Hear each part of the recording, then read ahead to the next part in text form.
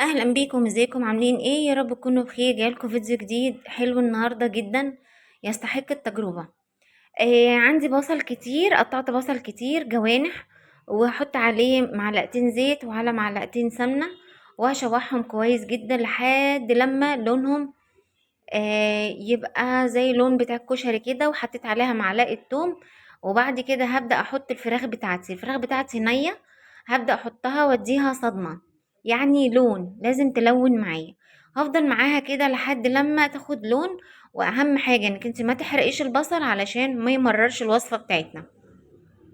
ولو انت اول مرة بتشوفوني ما تنسوش تشتركوا في القناة وتفعلوا الجرس، تختاروا الكل علشان كل ما انزل فيديو جديد يوصل لكم. هحط بقى ورق لورا وحبهان زي ما انت عايزة، ومكعب من المرقة، ومعايا بهارات كركم وبابريكا وقرفة وفلفل اسود وكزبرة وتوم بودرة وبصل بودرة، ودي بهارات كبسة. واحط عليها معلقتين من الصلصة.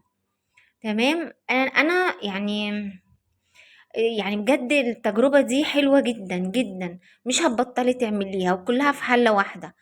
حطيت عليها بقى ميه مغليه، اغطي وش الفراخ كده لحد لما الفراخ تستوي. انا الفراخ بتاعتي استوت حوالي نص ساعه كده، هسواها سوا كامل، وهنزل عليها بالرز البسمتي، طبعا الكميه اللي انت تحبيها، واحط قرنين من الفلفل. وهو ده بقى شكلها حلوه جدا يا جماعه، جربوها. في حله واحده وطعمها حلو، وعملت جنبها سلطه الدقوس.